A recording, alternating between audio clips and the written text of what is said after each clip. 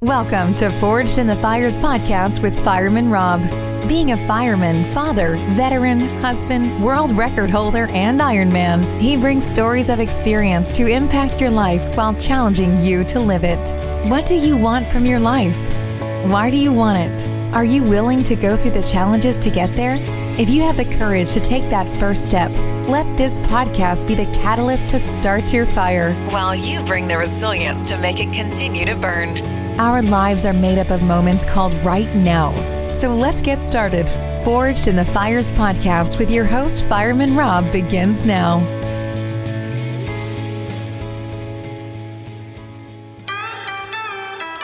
We got the same blood, the same blood. Stay by your side, it's ride or die. We've got the same. Forged in the Fires podcast. I'm your host, Fireman Rob.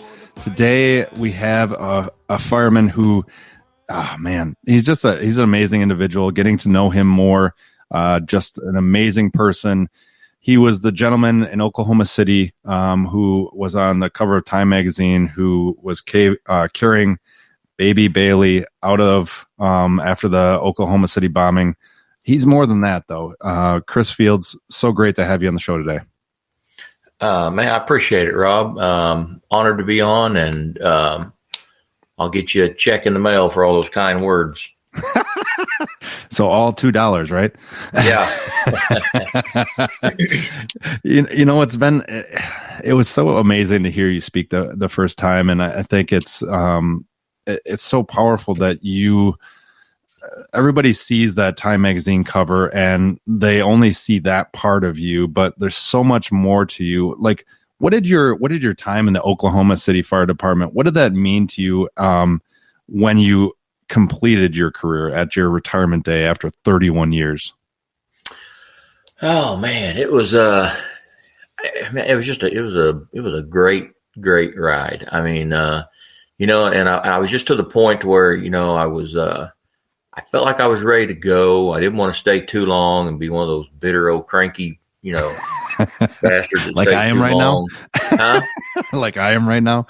Yeah, old cranky bastard, and just I just seen so many guys do that and stay for the, and guys sit there and put a pencil to it and financially, and they're going this, they're going, well, if I stay another year, it adds 2.5%. And I thought 2.5%. Yeah, for another year. If you're ready to go, not for 2.5%. But right. I look back on it, and I can sit here right now and tell you, I would do it all over. It's a younger man's game. The body starts to, you're stepping up and down. I mean, people think it's just, well, you do this on a call. It's just the up and down stress on your heart from adrenaline to shutdown, and stepping up and down in the rig numerous times. They just little stuff like that even just wears and tears on all your joints and your body. It's a younger man's game. But man, I would unless you get one of those cushy chief positions, you just sit there. But I can say that now that I'm retired. Yeah, exactly. But I mean, man, I would. It's wear and tear. I love the career. I would do it all over again. I love the Oklahoma City Fire Department. I just had lunch with a retiree buddy yesterday when I like I was just telling you, I got in from Boston at 9, like 10 in the morning, and met him for lunch at 11. And but we just, and we were just talking about it, and I said, man, I've been blessed to fly around the country, and still Oklahoma City is it was just a good fire department to work for. And I love the career. I love the people. We had nothing but support, from the community, and which is a large community. Oklahoma City, 622 square miles, 37 fire stations, and 1,000 men and all women too. Sorry, and but it was just a great career, and I would do it all over again tomorrow if they would let me, and if my body would let me. And I love that exactly. And I love the way that you put it. You do it all again. And I think a lot of people see, go into see the fire service and see the military members, struggling from, the mental side. And that's what you talk about today. And that you'd still go back and do it is such a powerful statement, because a lot of them are like, well, why would you want to go through that? Would you want to go through that trauma again? Would you want to go through those struggles again? But you say you would. Tell me why it's so powerful to be able to say that, that's who I am and I won't change a thing. Yeah. I think I might be saying that too, because it's easier now that I'm at the place where I am mentally, right. Now. But you wouldn't be there without that struggle. Right. Yeah. It doesn't matter what first responder entity you're with or whatever, of course you can't tell by looking at me now, but I used to, I did the curls, I did the push-ups, I did the running, right. I did the, we train physically, man, to be the best we can be, but we fail on training the mental part and training the brain, the biggest muscle you got, and I think it's easier to say I could do it all over again because of where I'm at now and knowing what I know now and how to, process and handle things, and that it's all those feelings and emotions, whether it be physically, spiritually, emotionally, just whatever, all those things I was experiencing those 31 years on the fire department that I tried to mask and hide, man, they're right. perfectly normal human reactions, right. And so I think just being where I'm at now and looking back and knowing what I know now, I think I could be better prepared. And that's why I get out and speak too, man. I try to get them to teach these young guys and girls who are getting on the job about just, got to train the brain too, not just the biceps. Exactly. And I love how you put it. It's a perfectly normal reaction. How long did it take you to get that mindset that it's a perfectly normal reaction? Because I know from my standpoint, I'm guessing from yours, initially it's like, hey, what is this? Why is this just happening to me? Right. And sadly it took me until the wheels fell off, in my I was fortunate enough and blessed enough to get it all fixed before I, messed up my career or ended my life, took my life or whatever. But it was just I don't think you realize it until I think they can realize it more now because people are more willing to talk about it, right. And when we were, I know you've got 20 or 25 on, so you were back in the day. And when I was hired in 1985, it's just stuff you didn't talk about. No. A man was a man, a man didn't cry. A man didn't, we cried as long as everybody else was crying and we were hugging it. We lost 3 firefighters in '89 in a house fire, and just to sit around the station and weep about it or anything, nobody did that. No, there was no, but if we were all together, and that's when we did our crying and our laughing and our joking and our war storytelling about our brothers and sisters. But it just wasn't something you talked about or something you did individually. But it was perfectly fine and accepted as long as you were all in a group together and you were all feeling that same emotion. It was fine. But to feel it individually was just something we didn't do. And I don't want to say it wasn't accepted. I don't think we know if it was accepted because nobody would do it. So, nobody do it. Exactly. Yeah. Exactly. It was just one of those things where you kind of just, like you said before, you mask everything to get through what you needed to get through. But inevitably it didn't help you personally on that side. No, it didn't. And I will say, since we said that, we mask it and all that, and there's something to be said for that during your 24 or 48 hours at the station, Oh, completely. Because I want Rob to be able to talk about it. I don't want him so shook up and about a call that 10 minutes later we're making a fire alarm, a house fire, and he's so shook up he can't remember how to even pull the right handle to get us water, or something. So there is something to be said for learning how to put it in its proper spot until you get time to, process it or talk about it. But, it did, Rob. It spilled over into I was really, really, really good at managing personal life, professional life, and keeping them separate. I didn't tell the family about the guts and the gore and all that kind of stuff, and but then it got to where they started crossing each other, my personal, my professional life, bringing it home. Right. But the problems I was having at home, I didn't take to the fire station. But the stuff I was struggling with in the fire service, I did take home. And so I was so good about covering it up. Part of my story is, me and my wife were separated for 17 months. And except for a few people in the fire service, close friends and stuff like that, there wasn't a whole lot of people that even knew, because I was so good at, it's not something she was out bragging about either, but I was just so good at going to the station and making everybody think there was nothing going on, that hardly anybody knew that I think nobody really knew the struggles I had until I was gone, until I finally, succumbed to everything and went to treatment. And then even after that, there's a lot of guys and girls that I work with that don't know the whole story until they hear me tell it. Still. That's crazy. That's great. And I love when you're talking about, on the job, it's important to know the timing, know the time when you're supposed to. It's interesting because, like, what you were just saying is, like, you were better at covering it for the job and doing that challenging work than you were in the mundanity of going home.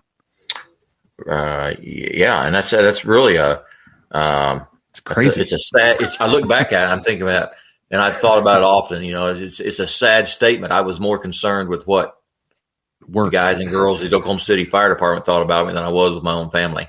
Isn't that that's crazy? And that's and I'm and now back then, and I almost said it now. I go thinking to realize that I am probably just, that's the norm. Almost. And to where when I was going through it, I'm thinking I'm the only one. I'm a unicorn, Nobody, I don't see anybody you are else. A unicorn, Chris. That just gave me a mental image I don't want to have. You think you're the only one going through it. But then now I'm where I'm at. I'm thinking, and I've talked to some guys and girls on the job, and we've had some good discussions. And now I think, you know what? They were just as good at me at masking and covering it up. Because I was thinking I was the only one, and now I'm learning that my buddy John Doe over here, he was going through the same things, and the guy I had lunch with yesterday, for him to tell me some of the stuff he told me yesterday, this was one of the strongest. Well, when he got on the job, he was like a youth pastor. Also, he was a strong, and. Not that you can't drink and be a Christian. I don't want to make it sound like I'm trying to be holier than thou, but to find out that this guy started struggling with alcohol, I would have never, ever, ever. I could have named 400 other people besides him. Not this person, So, but what that tells me is we all do it. We all mask it, and as good as I thought I was at it, I'm finding out that there's 100 other people that were just as good as I was at covering it up and masking it. Oh, it's crazy. And do you think, because I think they've been trying to in the fire service, and this is the hard thing, is everything is trending. It's cancer cancer is trending. Right. It's like, oh, we're going to focus on this, and mental health is trending. We're going to focus on this for a little bit. I think, do you believe that one of the hardest things for understanding mental health in the first responder community is that it's so dynamic? Because when you have the firehouse, right? Like you were talking about, everybody's really good at masking to be able to do their job well. If you're not, then a lot of those people will leave the fire service early. Right. But when you get home, those dynamics are different for everybody. Do you think that's one of the biggest keys to the issue around mental health? Man, I don't know. There's so many, I guess you could say, but there is. It's just there's just so many dynamics, and like you said, we can, and I mean, you're doing some stuff now with some projects, and we've said it several times. You just can't put it all under one umbrella, because everybody is so. I heard a guy make a statement the other day, and I won't say who it was on a show, and it really kind of set me off. It didn't set me off. I was just kind of like, that's it. He was talking about the homeless problem out in California, San Francisco mainly, I think. And he said, they were showing video, and he said, all those people have failed at life, and they're at the end of their road. Basically, call them. I said, man, you can't put them all in that category. Some have just hit on hard times because they got laid off. Some mental. Now, there are some that just choose to be homeless. I mean, there are people that you can help.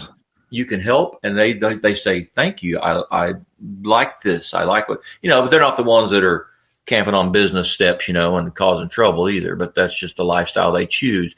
But I heard that guy say that, and I thought, how do you put them all under that umbrella of their losers, their failures in life, and they're at their end of their road?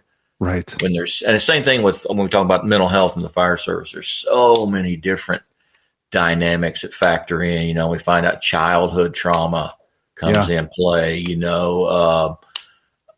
And then you get to the which came first, the chicken or the egg. Are they struggling with a substance abuse because of mental health issues? Or are they struggling with mental health issues because of substance abuse? It's just crazy. Sorry, that's a bad word to use, and I apologize.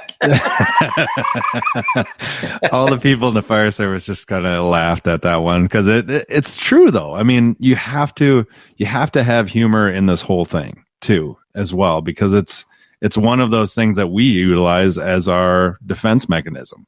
And it is, and some people get offended by it that aren't in the brotherhood and the sisterhood. But I will say this: it's probably one of the most used. That dark humor is probably one of the most used vices that we use to get through a shift. Oh, completely. Completely. It's probably one of the best therapeutic uses. And it's just if you ever. I never sat around and we did our dark humor, and never once did I look at a person going, you sick bastard. How could you say? I didn't just, or think any less of a person, right? Because that's just the way. That's one of the vices that we use to get through a shift, and which is good. It's a good use of it. There's no disrespect. There's no there's no ill will towards it. Yeah. There's no intent. It's better than running out to your truck and sitting in your truck and taking a couple of shots of whiskey, which I'm sure some do. Which I'm sure has never happened. Yeah. Yeah. So I want to go back to the iconic point of, and this is the interesting thing, is that I think a lot of people are like, oh my gosh, he went through that one moment in time. Mm-hmm. That's what did it. And a lot of people don't understand the accumulation, but I want to go back to the Oklahoma City bombing in 1995. How many, you were 10 years on the service?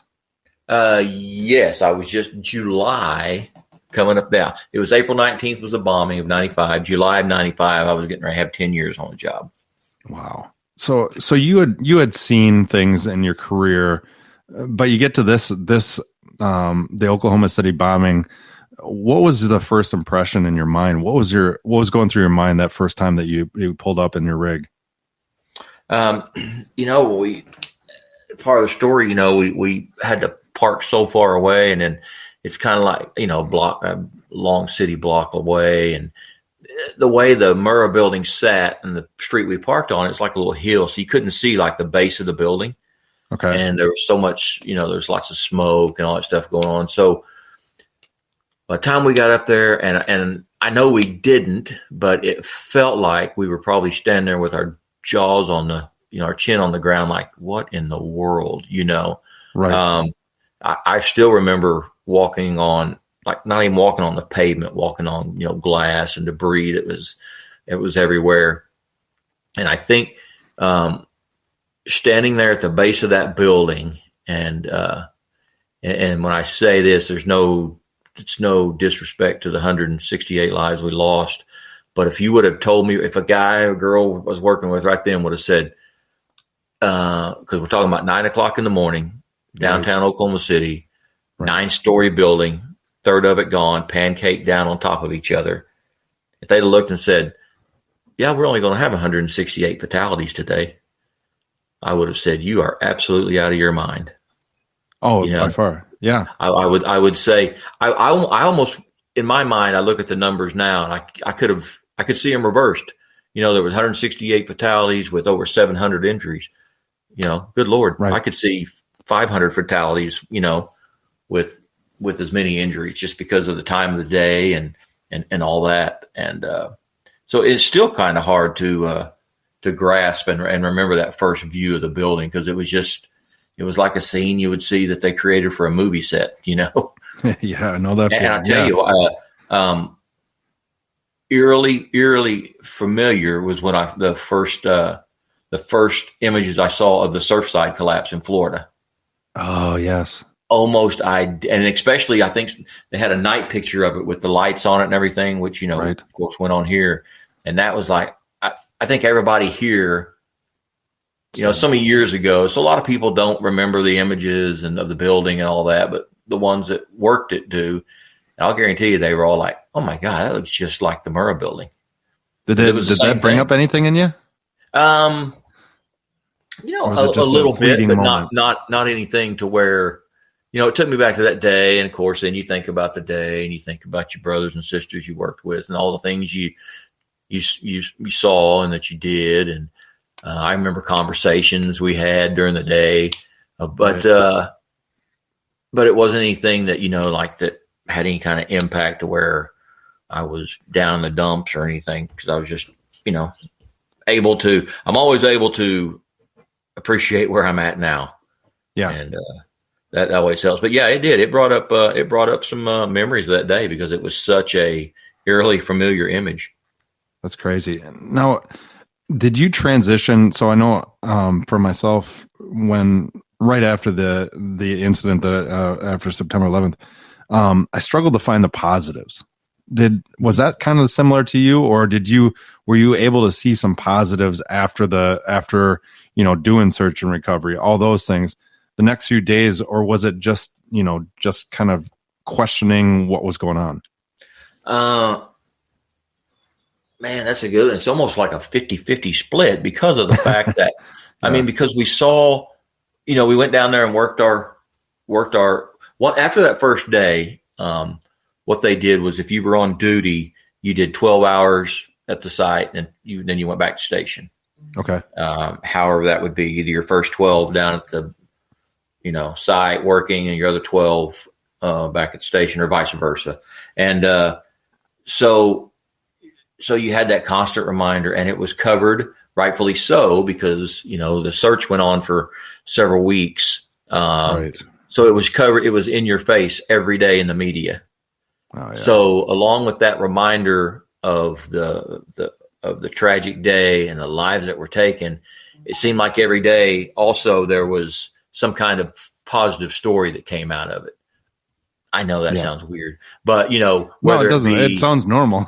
Yeah, whether it be they found another victim, or one of the children that was transported that was in critical condition is now, up and walking around, or something, or right. There was always some kind of a little positive spin put on it, and so it was just kind of and then I got to know Erin, which is Baylee's mom, met her, and that was kind of a blessing that came out of it. So it was just kind of a mixed bag of emotion of seeing it every day in the media, the doom and the gloom, and then working your 12 hours down on the pile, and then hearing the stories and seeing the recoveries and all that. So it was just kind of it was like a 24-hour shift, a regular 24-hour shift at the fire station, the up and down of emotions, that you can experience in a 24-hour shift.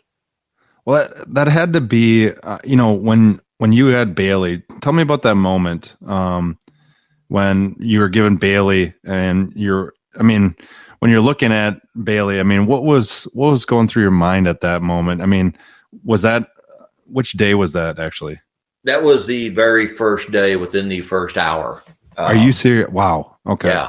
Yeah. We got of course I was at the station that day. My fire station was just 15 blocks north of downtown of the Murrah building. So we felt it, we heard it. everything, shook the station. So we got down there, relatively quick within, we self-dispatched. So we were probably out the door by, bombing was at 9:02. We were probably out the door by 9:00. After we went outside to try to see what was going on, we saw the smoke from downtown.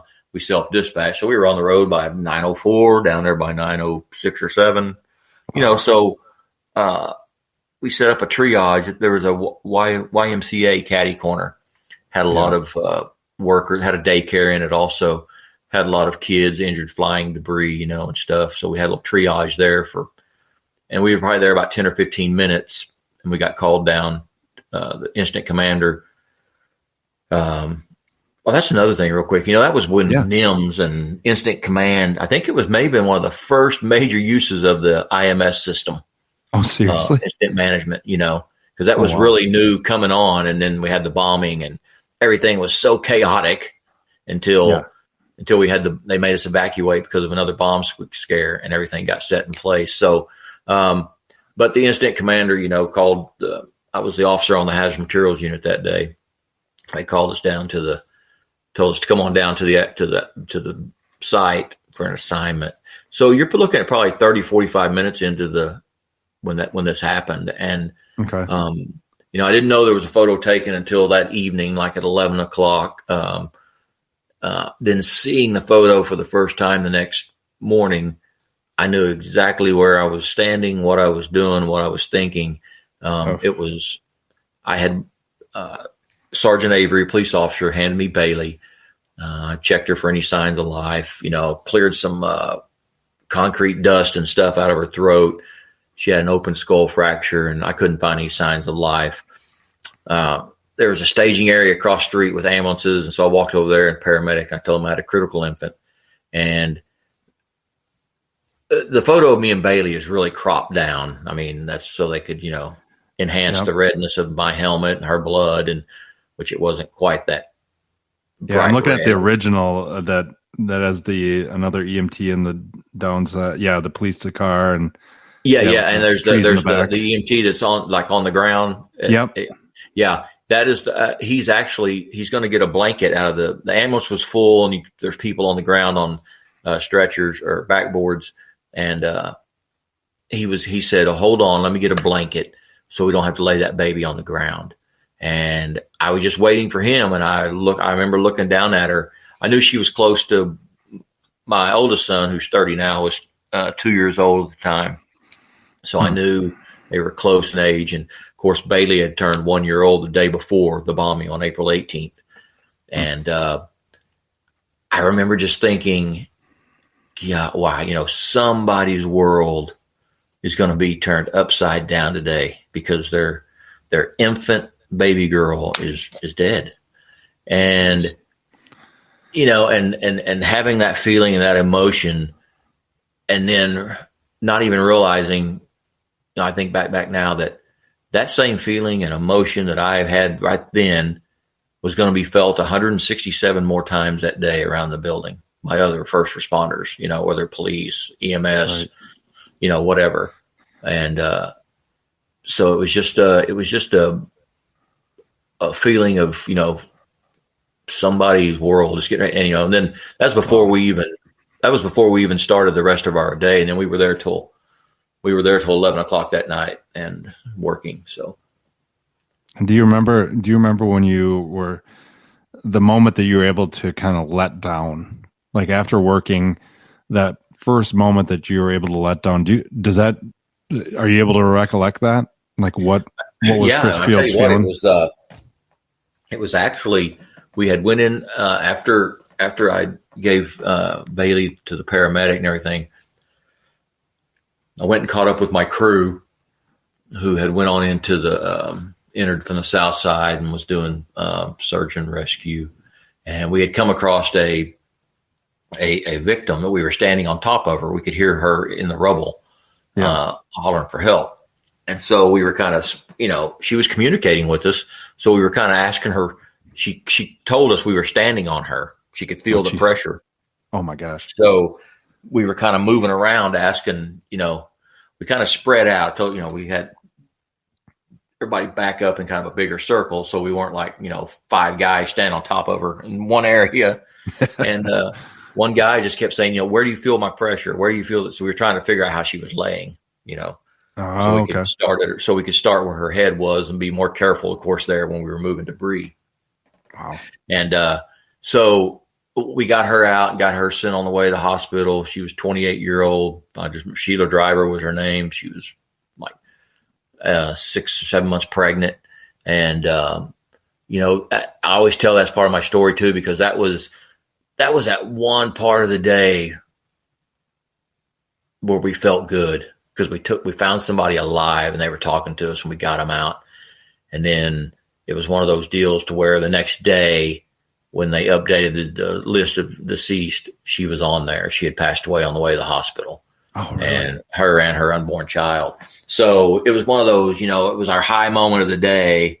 And then to find out the next morning that she didn't make it. But it was, it's typical first responder. What could we have done different? Did we do this right? Was the IV good? Because he's crush syndrome stuff, all this kind of stuff going through your mind. But after we got her out, that's when they had thought they found another bomb. Oh, no kidding. So they evacuated everybody. And that was a moment where we all got to take a breath and just kind of, there wasn't really any, of course, we're tough. So there wasn't any really like, kumbaya moments or anything. But right. I've got a picture of me and about probably about 10 or 11 other firefighters who were sitting. You can tell we're like sitting in an old parking garage part of the building, helmets off, just relaxed. And I think we were just all kind of like, we're still like going, what in the world is going on? What caused this? And I remember one of the firefighters, Mike Walker, who is now one of the deputy chiefs for the fire department. I remember him asking me, because he was on my crew that day, asking me about the baby. Like what happened to the baby? I just remember I saying, well, when I left her there, there was no signs of life. I don't know what else. I don't know the outcome. I don't know. So we just talked about a few things, and I think that's too. And it's kind of a little funny moment in the deal that we were all like, "What do you mean they found another bomb? We didn't even know there was a first bomb." Right? You didn't even know. No, because you guys didn't even know that first day. Yeah, we were still like, did a natural gas line get hit by somebody digging? Oh, no kidding. Did we? There was no. We were never told. And as the story goes, as I'm told, that it was a good old freelancing firefighter that had worked his way to the 9th floor. That's where the ATF was. And, that's why, if you go back into history, that's why Timothy McVeigh picked that building, because the gentleman that was over the ATF there in Oklahoma City was one of the guys running the Waco siege 2 years before that went south. Right. Okay. April 19, 1993. So this was his revenge. That's why he picked that building, because of the ATF being on the 9th floor. And anyway, a firefighter does a little freelancing, which we all know what that is, and not allowed. Not allowed. I say it was a firefighter. I can't confirm. I heard it was. I think they just. I think they just like to pick on us. I think it's a good guess. Yeah, I think it was a cop. So the cops put the story out that it was a firefighter. And but anyway, they said that they had found a explosive device. But what it was one of those dummy. It was a dummy device they had on display up there. So in the ATF area. Yeah, but nice. when they said evacuate the building because they found another explosive device, we were all like, "We found another explosive device." When did they find the first explosive device? That change you guys' mindset at all? Yeah, it did. It pissed everybody off because at that time, 1995, immediately everybody went to a Middle Eastern connection. Yeah, because of the. So we were pissed. Screw you, other countries. You don't. We had the American flags. Any ones we found, we were flying. We were putting up like F you. Yeah. Do this to us. Well, and then a day or two later, we find out it was one of our own pieces of shit. Yeah. that did it. But it didn't change the anger level or the pride level any, but it was almost saddening. But it was yeah. So that was the first chance. Like I say, that was a long answer to your question, but it was like an hour or two into the incident it was probably a godsend that we got to take that break. Yeah. And everybody kind of regroup and reorganize, and it did help get the command system put up because we didn't have the 800 megahertz system then. Everything. We couldn't talk to each other. Cops couldn't talk to firefighters. We couldn't already talk to each other on our own radios because of all cell phones were in 1995. I had like a white brick phone, or a bag phone. I think that's where we were at, so. Oh, I remember. I think AT&T or Singular, whatever they were called by, I don't know. Several companies come in and put up temporary tower antennas and towers on buildings just so you could even have any kind of signal. So anybody could even make phone calls out of there. Yeah. Oh yeah. Oh, that's crazy. Yeah. Wow. I love it. I appreciate everything you've instilled upon us today. And I always end the podcast the same way with 3 questions. Are you ready? I think. Yeah. Oh, give me a break. You're always ready. All right. So if you could go back to your 18-year-old self and give yourself one piece of advice, what would that be? Ooh-wee. I know it's decades before, but whatever.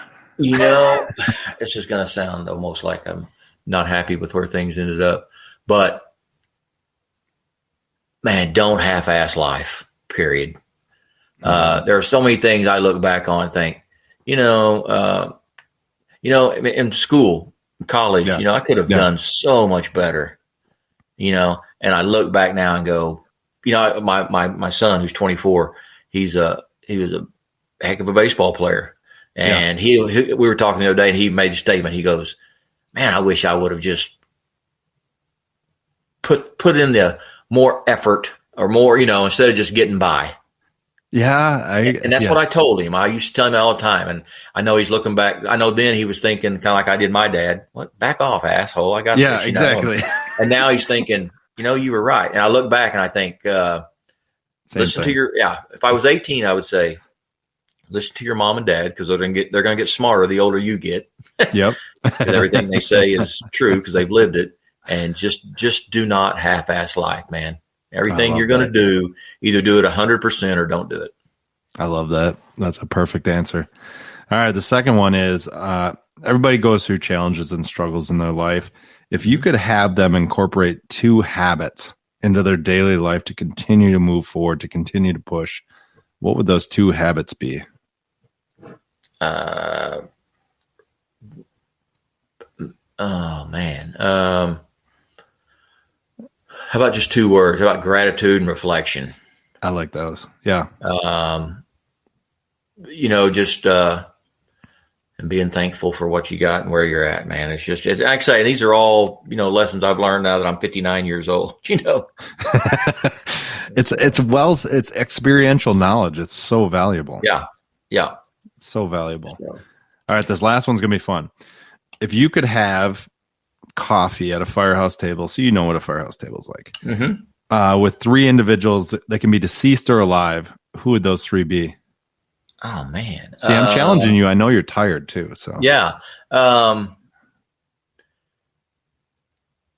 Abraham Lincoln. Ooh, good one.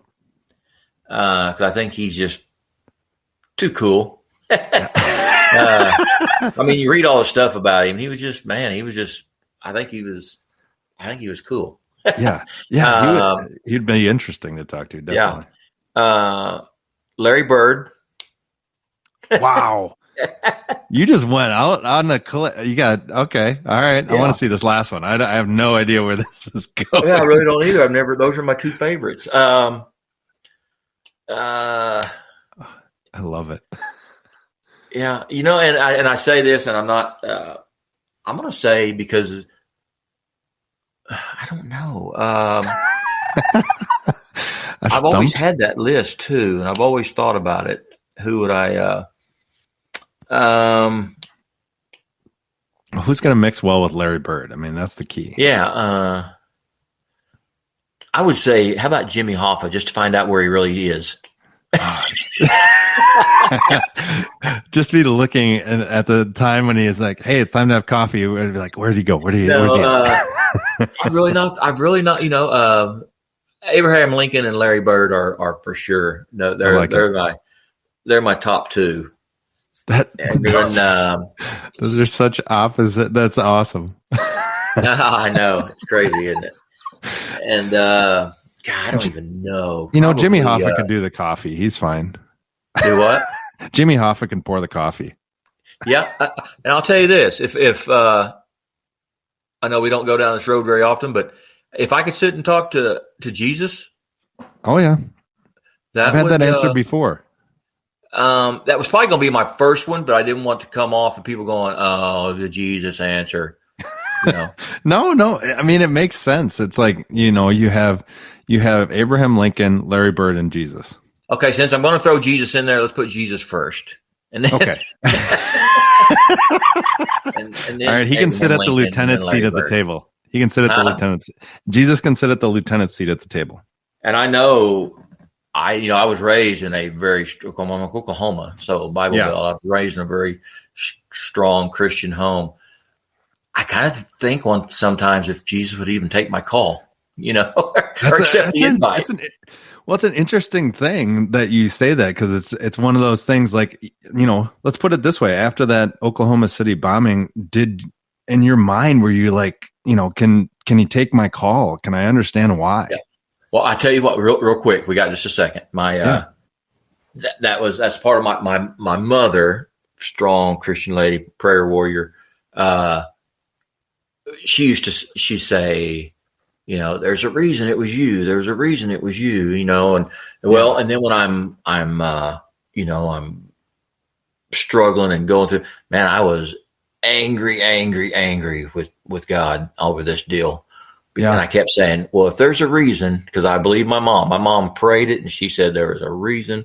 And I was getting there and said, then you need to show, like here I am demanding, you need to show me the reason because I'm getting, if there's a reason, let me know what it is because I'm struggling here. I just tried to finish everything with Xanax and alcohol. So what is the reason, what is the reason it's me in this deal? And, now I'm to where I am and it made me it was a rough road, but I'm a better father, better husband, better person, because of,